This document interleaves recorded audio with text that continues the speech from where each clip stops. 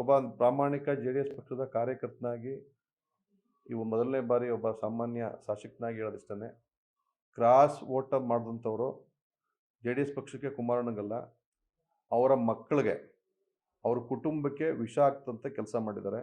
ಆದರೂ ಸಹ ವಿಷ ಕೆಲಸ ಮಾಡಿ 2 ಗುಂಡಿಗೆಯಿಂದ ಬಂದು ಆ ಮೀಟಿಂಗಲ್ಲಿ ಭಾಗವಹಿಸಿದರು. ಅದು ಯಾವ ಮನಸ್ಥಿತಿ, ಯಾವ ಮುಖ ಹೊತ್ಕೊಂಡು ಆ ಮೀಟಿಂಗ್ಗೆ ಬಂದಿದ್ರೋ ಗೊತ್ತಿಲ್ಲ. ಯಾರು ಮಾಡೋರಂತ ಗೊತ್ತಿಲ್ಲ, ಮಾಡಿದಂಥವ್ರು ಅಲ್ಲಿ ಬಂದಿದ್ರು ಅಂತ ಗೊತ್ತಿಲ್ಲ. ಅಲ್ಲಿ 17 ಜನ ಶಾಸಕರು ನಾವಿದ್ದೋ, 17 ಜನ ಶಾಸಕರು ಆ ಮೀಟಿಂಗ್ನಲ್ಲಿ ಭಾಗವಹಿಸಿದ್ದು.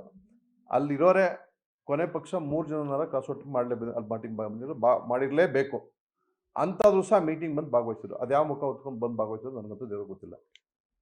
ಅವ್ರಿಗೇನು ಆತ್ಮಸಾಕ್ಷಿ ಇದೆಯೋ, ಅವ್ರ ನಡವಳಿಕೆನೇ ಹಿಂಗೆಯೋ, ಅವ್ರು ಬಂದು ದಾರಿನೇ ಇದೋ ಗೊತ್ತಿಲ್ಲ. ಅವರು 100ಕ್ಕೆ 4 ಮಗಳು ಅವ್ರ ಹೆತ್ತ ಮಕ್ಕಳಿಗೆ ವಿಷ ಆಗ್ತಂತ ಕೆಲಸ ಮಾಡಿದ್ದಾರೆ. ಆ ವಿಷ ಅವ್ರು ಮಾಡಿದಂಥವ್ರನ್ನ ಉಗ್ರವಾಗಿ ಖಂಡಿಸ್ತೀನಿ.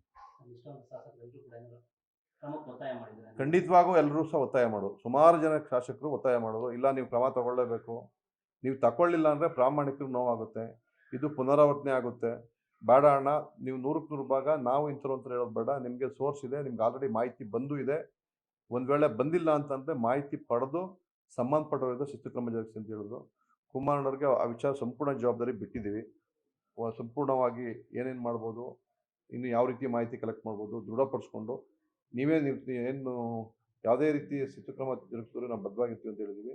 ಅವ್ರಿಗೆ ಬಿಟ್ಟಿದ್ರಿ, ಅವ್ರೇನು ತೀರ್ಮಾನ ತಗೋತಾರೋ ಅದಕ್ಕೆ ನಾವು ಬದ್ಧ.